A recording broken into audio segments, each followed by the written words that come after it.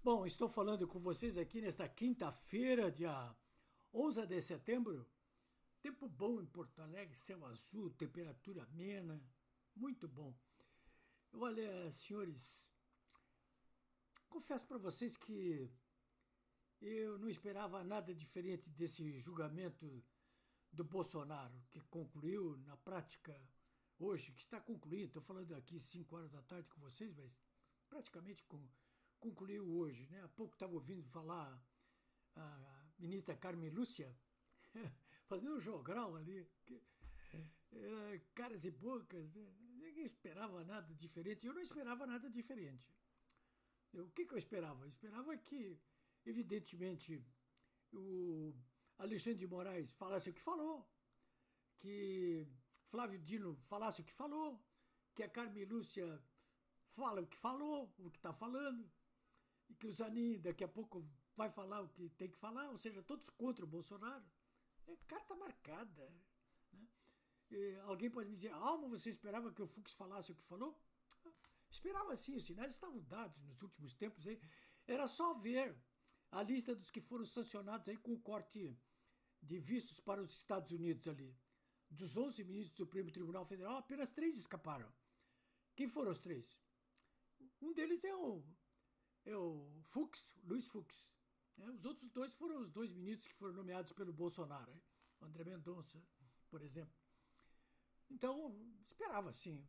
Sinais estavam dados, não apenas através dessa lista aí de sancionados com corte de vistos. Esperava que o Fux fosse fazer um pronunciamento desse tipo aí. Mas, enfim, muita gente da direita, bolsonarista, do bem, bateu palma, claro. Eu mesmo bati palma aqui, ó, que bom. Teve gente que disse, de lavar a alma. Olha, eu não fiquei tão satisfeito assim, porque para realmente o ministro Luiz Fux avançar mais do que avançou, eu acho que ele teria que ter pedido vistas desse processo e com isso paralisar por até 90 dias essa ação judicial aí. Porque em 3 meses daria tempo mais do que suficiente para ganhar corpo a proposta de anistia, que teima em não ir adiante aí pelas mãos do Hugo Mota, presidente da Câmara, e Davi Alcolumbre, presidente do Senado. Mas as pressões populares, as pressões políticas, a pressão inclusive do governo dos Estados Unidos, tudo isso aí ao longo de 3 meses, claro, poderia fazer com que esse projeto avançasse até no sentido da aprovação. Mas ele não fez isso. Por que ele não fez isso? Eu acho que ele não fez isso para deixar uma ponte ali com os demais colegas da primeira turma ali que estavam com ele, que estão com ele julgando esse caso aí. Né? Esse é um ponto que eu coloquei aí. Mas o pessoal da esquerda, claro, não se conformou hoje, estavam ofendendo gravemente o ministro Luiz Fux, né, que é descendência judia. Eu vi aqui, inclusive, a Malu Lula Nogueira aqui, não sei se vocês conseguem ver isso aqui, ó. Aqui, ó. Ela colocou uma postagem nas redes sociais assim, hoje, ontem, né? Assistimos ao vivo e a cores o jurista menor e judeu sionista. Olha, jurista menor e judeu sionista, Luiz Fux morrer. Morte inglória, vergonhosa e inútil. Pô, eu não tenho dúvida de que a Malu, se tivesse um rifle de precisão como aquele que matou aquele ativista trumpista lá dos Estados Unidos, o Kirk, ela usaria contra o Luiz Fux. Hein? Olha que racista, hein? A esquerda ali, deputados inclusive, reverberaram do PT a Duda Silbert, ou Duda Silbert, né? Oh, pigmeu, lixo. O Luiz Fux. Bom, então, senhores, eu conversei hoje com pelo menos 3 advogados. Eu tentei falar com mais, mas bastou 3 advogados. O Adão Paiani, que advoga junto ao Supremo Tribunal Federal, que é aqui de Porto Alegre, o criminalista Ricardo Breyer, que foi presidente da OAB aqui do Rio Grande do Sul e comandou a área de prerrogativas funcionais dos advogados na OAB Nacional, e também o advogado Marcos Vinícius Gravina, né? Venceu com esses aí. Tentei falar com o Rafael Leal, mas eu acho que eu não consegui. Criminalista, já foi meu advogado, inclusive. Até fui absolvido pelas mãos dele, de um crime de homofobia. Bom, senhores, o que eu quis saber algumas respostas para o day after, né? O que vai acontecer agora, né? Então, eu perguntei para o Adão Paiani se a primeira turma confirmar o placar de 4-1, vai confirmar, claro, né? Caberá que tipo de recurso ao Bolsonaro e aos demais acusados? Uma resposta curta e grossa: embargos de declaração. Embargos de declaração.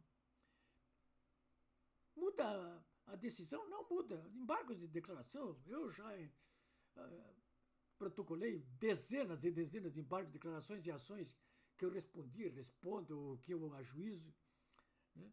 Embargo de declaração, ele serve apenas para esclarecer pontos obscuros de alguma decisão judicial. Mas não modifica, não entra no mérito da decisão. Pelo menos não entra na mudança da decisão tomada, né?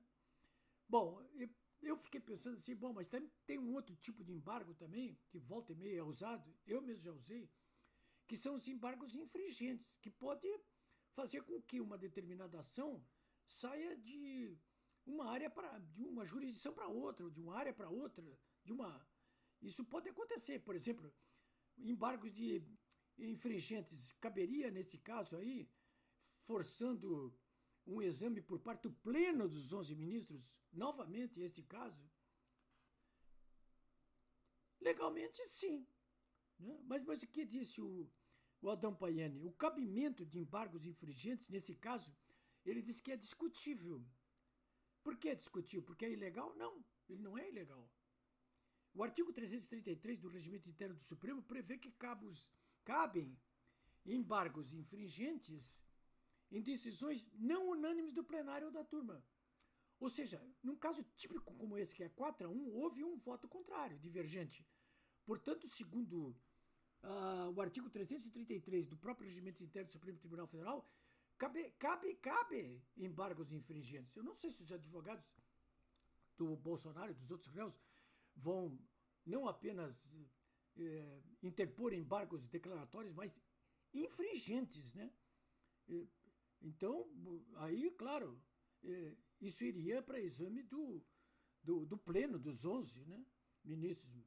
Mas, e pode acontecer, me disse o Adão, não conta com isso, né?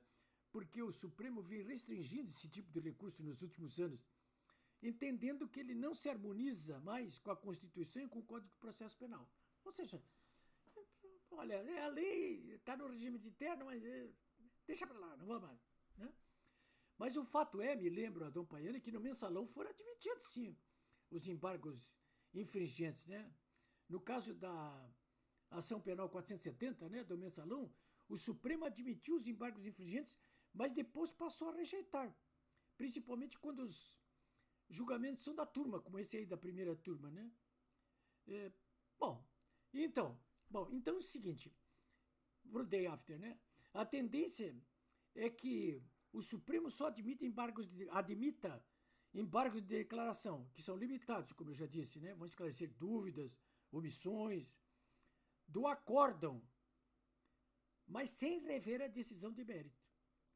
Bom, já que estamos falando de acordo, então, hoje, quinta-feira, né, falaram os dois últimos ministros aí, a Carmen Lúcia e o Zanin. Então, o que vem agora? O que vem agora, de imediato, será a fixação da pena, que eles chamam de dosimetria, né? Isso pode ocorrer até hoje de noite, ou amanhã, numa sessão próxima, ou na segunda-feira, no fim de semana, mas de imediato, né? Eles vão fazer uma reunião ali, e vão examinar as divergências de penas aplicadas por cada ministro, por alguns dos ministros, né? E cada ministro vai apresentar a sua proposta. A pena final, estabelecida pelo que eles chamam de dosimetria, é definida pelos votos da maioria. Então, nesse caso aí, é mais do que provável que o Bolsonaro vai tomar alguma coisa como 40 anos de cadeia, né? Bom, e depois disso, vão prender o Bolsonaro e os outros réus de imediato, os que não estão presos ainda? Bom, depois da dosimetria, será lavrado o acórdão, que deve ser publicado em até 60 dias. Mas o acórdão pode ser publicado antes, principalmente devido a essa celeridade com que eles estão dando andamento a esse processo aí. Depois da publicação do acórdão, aí sim é que entra os embargos de declaração no prazo de 5 dias, ou infringentes, né? Tem algumas pessoas, inclusive o deputado Zucco, hoje de tarde, me mandou um comunicado dizendo que os deputados pensam em impetrar um habeas corpus em favor do Bolsonaro. Pode impetrar, sim, mas não vai levar. Então, o que nós vamos ver aí agora é o seguinte, resultado de 4-1, amanhã, sexta-feira ou nos próximos dias, os ministros vão se reunir de novo da primeira turma e vão estabelecer o que eles chamam de dosimetria, ou seja, vão unificar ali, vão chegar a um acordo a respeito das penas que cabem a cada um dos réus, né? Depois disso, pode passar até 60 dias para a publicação do acórdão, que é a decisão tomada finalmente pelo conjunto dos 5 ministros da primeira turma, e aí sim se abrirá prazo de 5 dias para que os advogados das partes dos réus possam protocolar embargos de declaração ou embargos infringentes. O embargo de declaração não vai mudar nada, que é provavelmente só o que eles vão aceitar, né? Então, nós temos aí, se for a prazo total, no início de dezembro, os 7 réus, os que não estão presos, vão para a cadeia, inclusive o Bolsonaro, né? Saídas? As saídas, anistia. Agora, durante ou depois. Anistia. Não tem a menor dúvida a respeito disso aí, né? A outra saída é o Bolsonaro ou alguém buscar um asilo aí em alguma embaixada, né? Mas pelo andar da carruagem está me parecendo que, pelo menos até o início de dezembro, você, como eu, não vão ficar sabendo exatamente o que o Bolsonaro vai fazer. Se ele vai esperar até que todos os recursos sejam examinados pelo Supremo, coisa que vai aí para início de dezembro, ou se ele vai procurar um asilo, agora ou depois. Isso aí só com bola de cristal para poder saber. É isso aí, senhores.